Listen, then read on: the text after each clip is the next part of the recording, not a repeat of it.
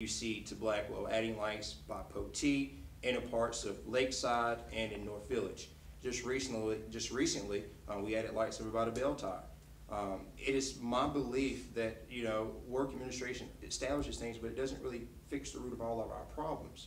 What do I see from it moving? Well, it starts with administration, but also starts with the students.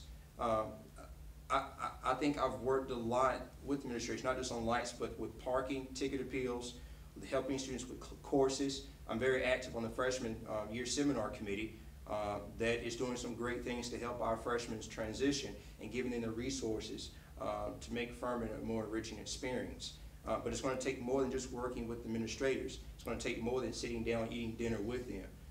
You know, if led to your student body president, you know, I've lost a lot of weight. I don't want to eat my way back to being big, but you know, I would love to sit down with them. But my number one issue is going to be working for you.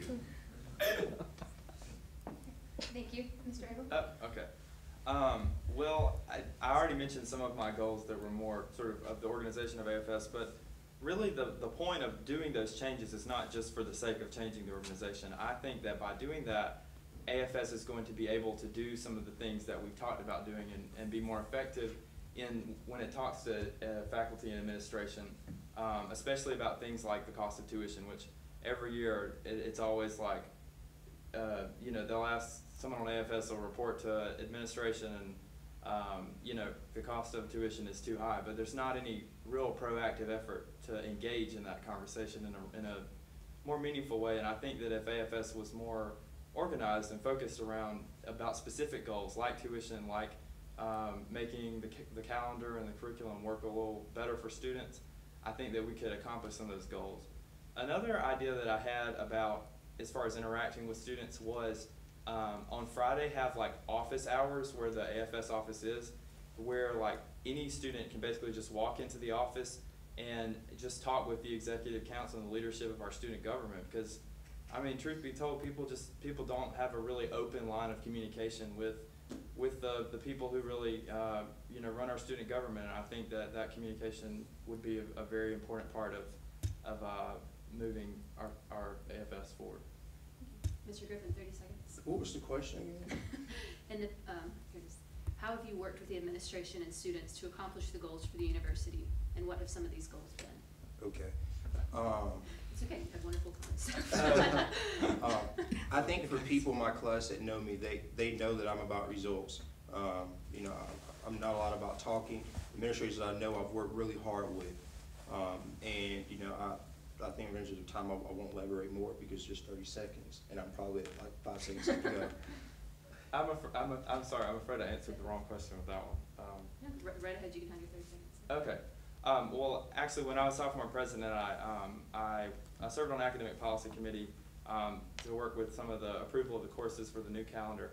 I also formed my own, a student faculty committee to investigate some campus issues like extending the PAC hours and setting up a North Village shuttle. And we sent out a survey, and I actually presented some recommendations from that to AFS. So that's an example of me working with faculty and administration. Sorry, I answered the wrong question. We skipped one of the highlighted ones. Oh, no, you're fine. I'm sorry. I wasn't. It was confusing on our part. Sorry. Okay, the next question. In the past, many student body presidents have done very little for students that actually changes their Furman lives, or that is a criticism that has come up in the past. What would you do to break this cycle? We'll begin with Mr. Abel. Okay. Well, it kind of goes back to what I said in the beginning. I think that it's important that everything is centered around action and specific ideas and ways of implementing those ideas. So the way that I would break the cycle is by really like having a better way of assessing the needs of the student body and making that into a real reality by using all the resources that are there and taking every step that's available to ensure that they're accomplished. I just also think that if AFS becomes a more functional organization and a more effective organization, we're going to be able to do more than we've seen in the past. And I think really that's what students sort of feel like, that AFS hasn't really been acting in the ways that they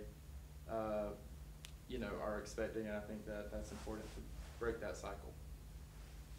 Mr. Griffin, same question. Yeah, I think that if elected, one thing that I would do to break that cycle, again, is to invest, create goals, create objectives that are achievable, and actually put, our progress where our money is.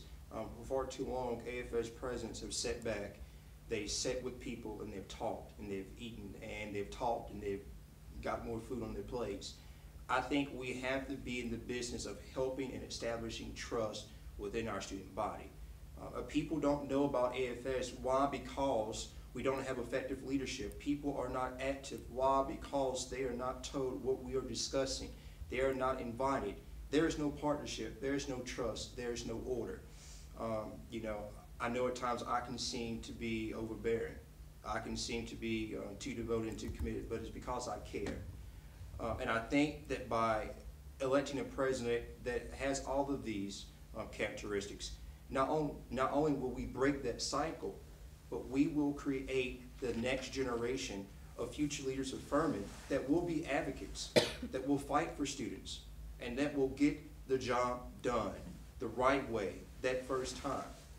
You wonder why AFS isn't effective, because we have no vision. I think that I possess that vision for council. I possess that vision for our student body, and I look forward to working with each of you as we move to this election. Mr. Abel, 30 seconds. I think I'm good. All right, our next question. What are some of the major issues in the residence halls that need to be addressed, and how would you address them? Mr. Griffin, you can start. Some people know this year is my first year working with University Housing and Residence Life, and I'm a member of their student senior staff. One thing that I think that AFS needs to do is to develop programs to show our appreciation for our frads. I know this is different from the question that you've asked about what we need to do, but I think that's the core of what we need to do as a council. Frats are not paid, they're not giving housing or anything like that. I think AFS needs to develop some type of luncheons, awards programs or something to show our appreciation for their work and contributions. Now, going to the policy with our residence halls, I think there's some things that we do need to do. Students are having a difficult time transitioning to Furman. Students feel as if they are policed more than what they should be. I think that we need to have some lax policies that not only invite conversation but engage students at the same time. I see no reason why students should be written up for crazy and moderate activities in their residence halls. I think that we need to investigate the possibility of working more closely with Jason Cassidy and our 3 ACs to make sure that as students progress out of their 4 years at Furman, that once they make the change to the North Village apartments, that they